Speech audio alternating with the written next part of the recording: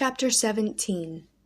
The being finished speaking and fixed his looks upon me in expectation of a reply, but I was bewildered, perplexed, and unable to arrange my ideas sufficiently to understand the full extent of his proposition.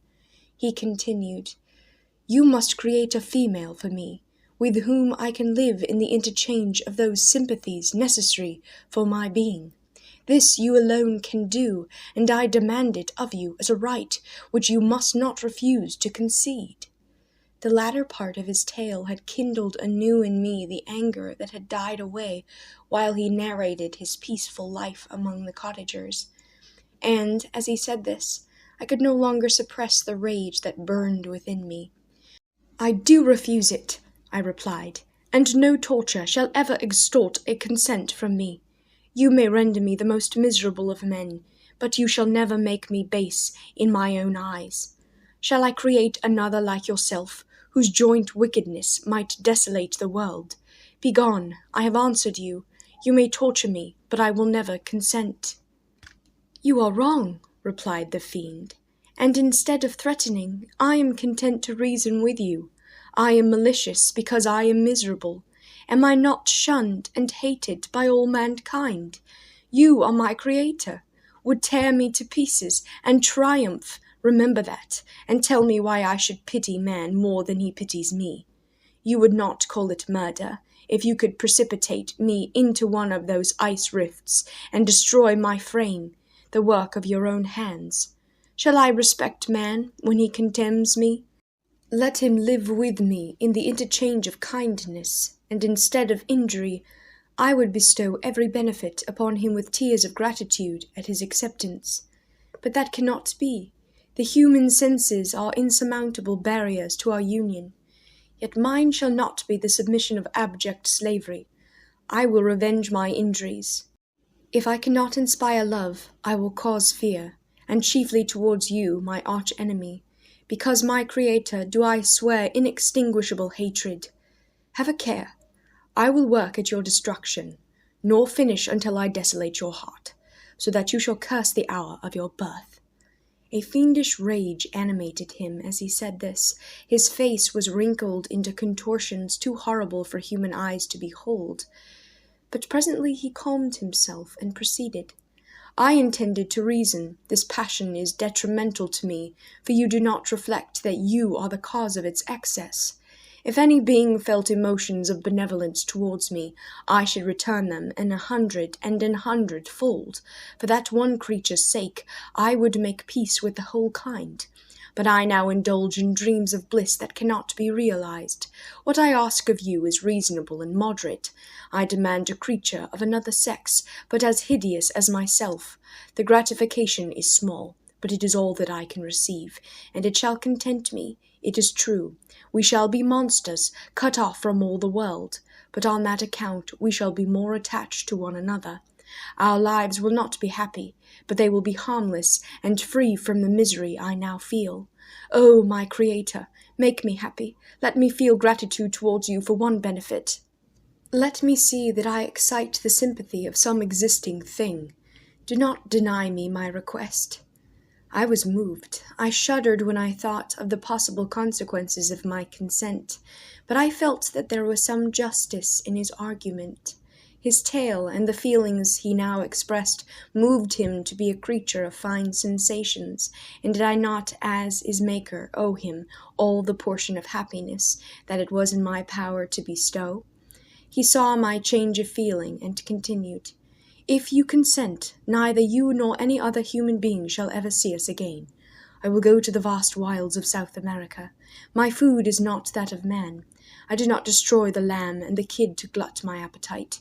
Acorns and berries afford me sufficient nourishment. My companion will be of the same nature as myself, and will be content with the same fare. We shall make our bed of dried leaves. The sun will shine on us as on man, and will ripen our food.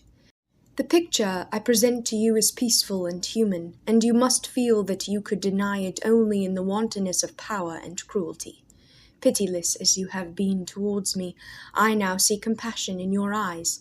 Let me seize the favorable moment and persuade you to promise what I so ardently desire. "You propose," replied I, "to fly from the habitations of man, to dwell in those wilds where the beasts of the field will be your only companions. How can you, who long for the love and sympathy of man, persevere in this exile? You will return, and again seek their kindness, and you will meet with their detestation. Your evil passions will be renewed, and you will then have a companion to aid you in the task of destruction. This may not be. Cease to argue the point, for I cannot consent." "How inconstant are your feelings! But for a moment ago you were moved by my representations, and why do you again harden yourself to my complaints? I swear to you, by the earth which I inhabit, and by you that made me, that, with the companion you bestow, I will quit the neighborhood of man, and dwell, as it may chance, in the most savage of places. My evil passions will have fled, for I shall meet with sympathy. My life will flow quietly away, and in my dying moments I shall not curse my Maker." His words had a strange effect on me. I compassionated him, and sometimes felt a wish to console him. But when I looked upon him, when I saw the filthy mass that moved and talked, my heart sickened, and my feelings were altered to those of horror and hatred. I tried to stifle these sensations. I thought that as I could not sympathize with him, I had no right to withhold from him the small portion of happiness which was yet in my power to bestow. "You swear," I said, "to be harmless, but have you not already shown a degree of malice that should reasonably make me distrust you? May not even this be a feint that will increase your triumph by affording a wider scope for your revenge?" "How is this? I must not be trifled with, and I demand an answer. If I have no ties and no affections, hatred and vice must be my portion. The love of another will destroy the cause of my crimes, and I shall become a thing of whose existence everyone will be ignorant. My vices are the children of a false solitude that I abhor, and my virtues will necessarily arise when I live in communion with an equal. I shall feel the affections of a sensitive being, and become linked to the chain of existence and events from which I am now excluded." I paused some time to reflect on all that he had related, and the various arguments which he had employed. I thought of the promise of virtues which he had displayed on the opening of his existence, and the subsequent blight of all kindly feeling by the loathing and scorn which his protectors had manifested towards him. His power and threats were not omitted in my calculations. A creature who could exist in the ice caves of the glaciers, and hide himself from pursuit among the ridges of inaccessible precipices, was a being possessing faculties it would be vain to cope with. After a long pause of reflection, I concluded that the justice due both to him and my fellow creatures demanded of me that I should comply with his request. Turning to him, therefore, I said, "I consent to your demand, on your solemn oath to quit Europe forever, and every other place in the neighborhood of man, as soon as I shall deliver into your hands a female who will accompany you into your exile." "I swear," he cried, "by the sun and by the blue sky of heaven, and by the fire of love that burns my heart, that if you grant my prayer, while they exist, ye shall never behold me again. Depart to your home and commence your labors. I shall watch their progress with unutterable anxiety, and fear not but that when you are ready I shall appear." Saying this, he suddenly quitted me, fearful, perhaps, of any change in my sentiments. I saw him descend the mountain with greater speed than the flight of an eagle, and quickly lost among the undulations of the sea of ice. His tale had occupied the whole day, and the sun was upon the verge of the horizon when he departed. I knew that I ought to hasten my descent towards the valley, as I should soon be encompassed in darkness, but my heart was heavy and my steps slow.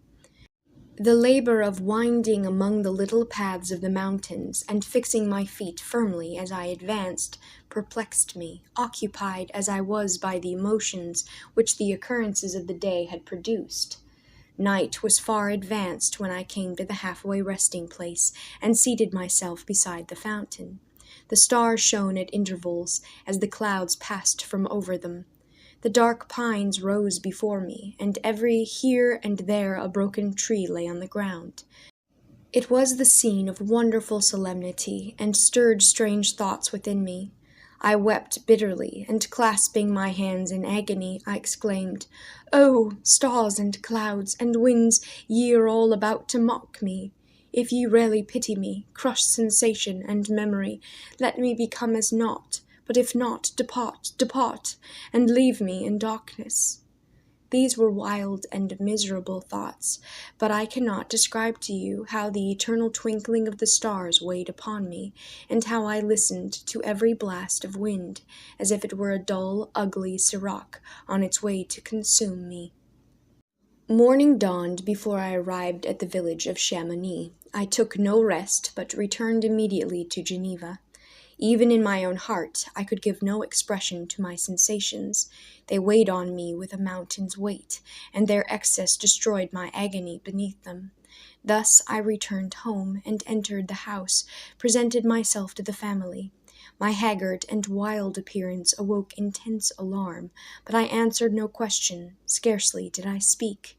I felt as if I were placed under a ban, as if I had no right to claim their sympathies, as if never more might I enjoy companionship with them. Yet even thus I loved them to adoration, and to save them I resolved to dedicate myself to my most abhorred task. The prospect of such an occupation made every other circumstance of existence pass before me like a dream, and that thought only had to me the reality of life.